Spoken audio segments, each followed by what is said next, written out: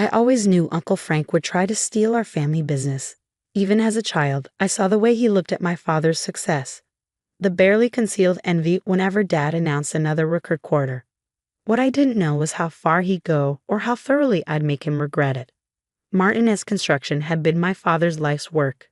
He built it from a single truck and a toolbox into a $50 million company that handled major contracts across 3 states. While Uncle Frank spent his time chasing get-rich-quick schemes and complaining about his bad luck, Dad was laying foundations, both literal and metaphorical. "Your father got all the breaks," Uncle Frank would tell me at family gatherings, bourbon in hand. "Must be nice to be the golden boy." He never mentioned how Dad had worked 18-hour days while Frank was borrowing money for his latest failed investment. I grew up on construction sites, learning every aspect of the business. By 16, I could read blueprints better than most project managers. At 22, fresh out of business school, I was managing my first development project. But to Uncle Frank and his sons, my cousins Michael and Peter, I was just little Isabella, playing at being a contractor. They didn't know I was also quietly earning my MBA at night, studying finance and corporate law while they assumed I was just Dad's spoiled daughter learning the family business. Then came the heart attack. I found Dad in his office late one night, slumped over quarterly reports. The doctors called it a warning sign, his body demanding he slow down. He needed rest, rehabilitation, time away from the stress of running a major construction company. That's when Uncle Frank made his move. "We need to discuss the future of Martinez Construction," he announced at the emergency family meeting, barely 2 days after Dad was released from the hospital.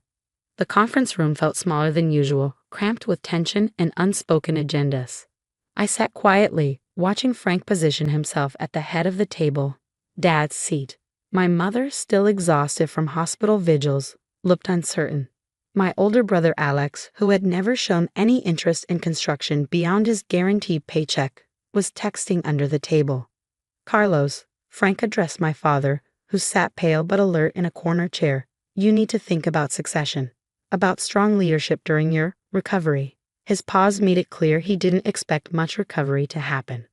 "The business is fine," Dad started to say, but Frank cut him off. "Is it? Fourth quarter projections are down.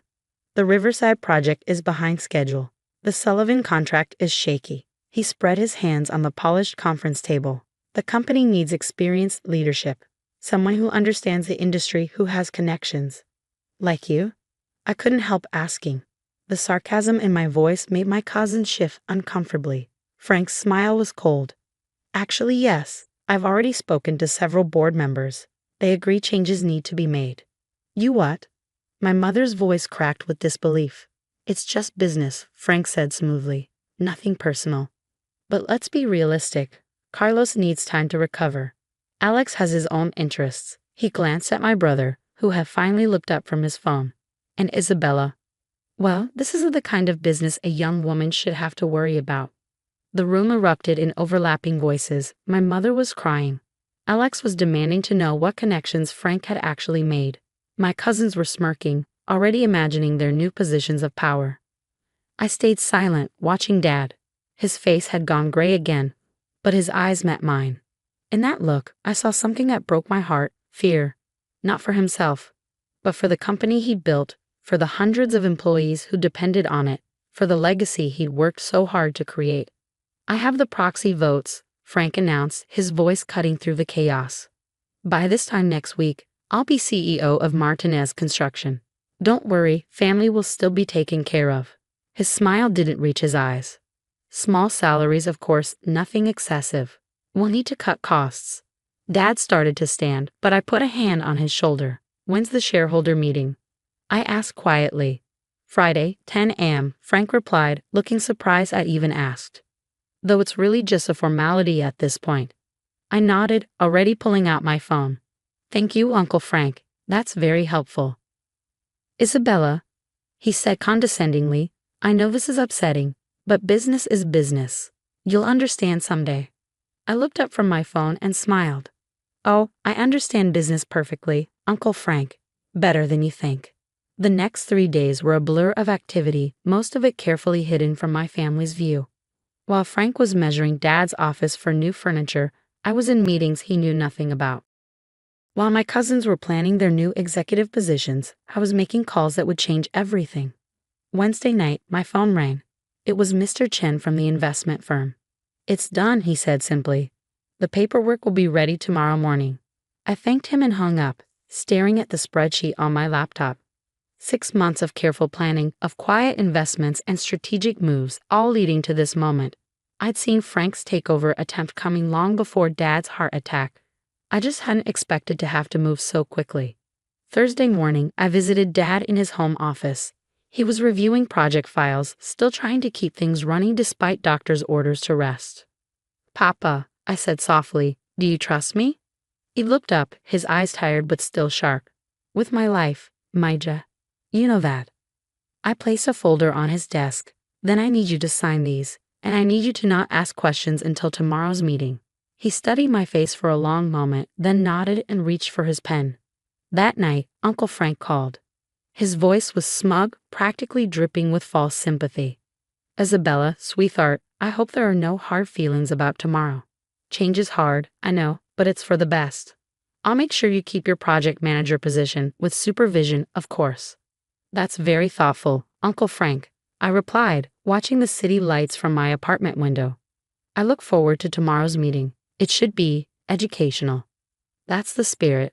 See, business doesn't have to be ugly. I hung up and poured myself a glass of wine, thinking about the look that would be on his face in less than 12 hours.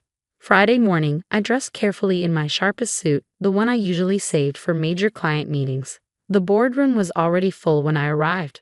Frank and his sons near the head of the table, board members, and major shareholders filling the other seats. Dad sat quietly in the corner, Mom beside him holding his hand. Frank stood, spreading his arms like a conductor about to begin a symphony. "Thank you all for coming.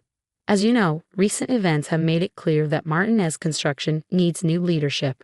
I have here the proxy votes." He started reaching for his briefcase.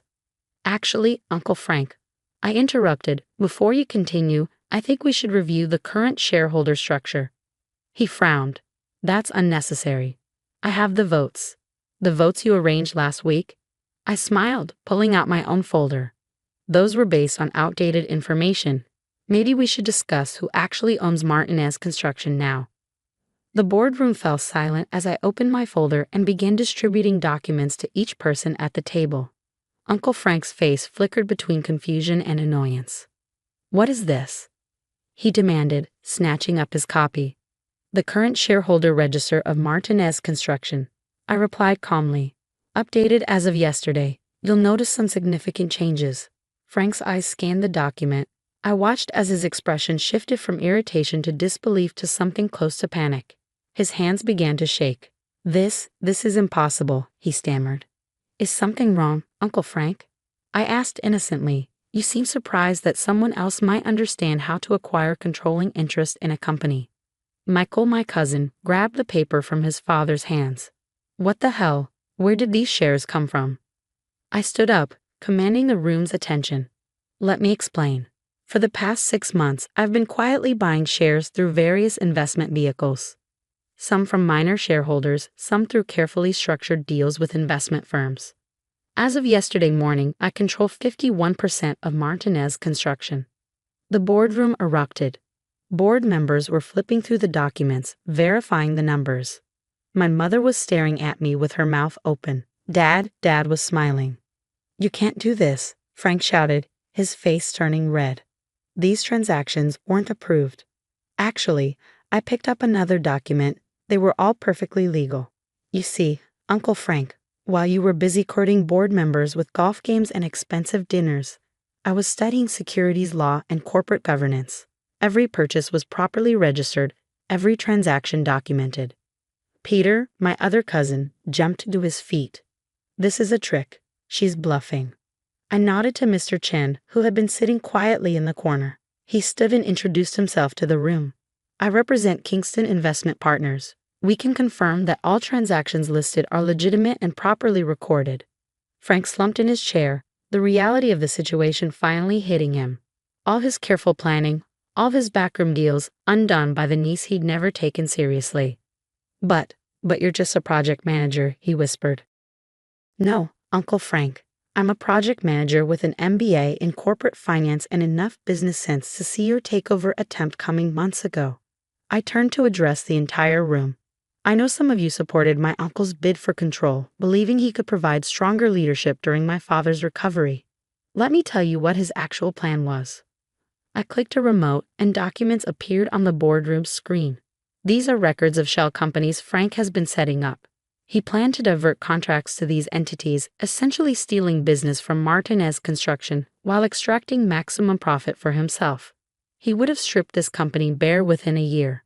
The board members began murmuring angrily. Frank's face had gone from red to white. "You've been investigating me," he choked out. "Of course. Did you really think I wouldn't protect my father's legacy?" I turned to my cousins. "Michael, Peter, you might want to distance yourselves from your father's activities. The SEC tends to frown on corporate fraud schemes." I scrambled away from Frank as if he were contagious. "Now," I continued, "let's discuss the future of Martinez Construction. Dad needs time to recover, that much is true. But this company doesn't need new ownership. It needs experienced leadership that understands both the industry and modern business practices." I walked to the head of the table, my father's seat, never Frank's. As majority shareholder, I'm appointing myself CEO, effective immediately. Dad will serve as chairman of the board, providing strategic guidance while focusing on his health. "You?" Frank laughed desperately. "You're too young, too inexperienced. I'm 28 years old," I cut him off. "The same age Dad was when he founded this company. I've worked every position from laborer to project manager. I have an MBA from Northwestern and 6 years of hands-on experience. But most importantly, I have something you never had, Uncle Frank, genuine love for this company and everything it stands for." I turned to the board members. "You've all received my 5-year strategic plan. It includes expansion into green building technologies, modernization of our project management systems, and a profit-sharing program for long-term employees. Any questions?" The room was silent. Then old Mr. Sullivan, our longest-serving board member, started to clap. Others joined in, the applause growing until it filled the room.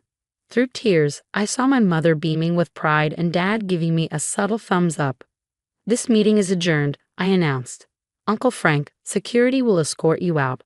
Don't worry about cleaning out your office, we already have."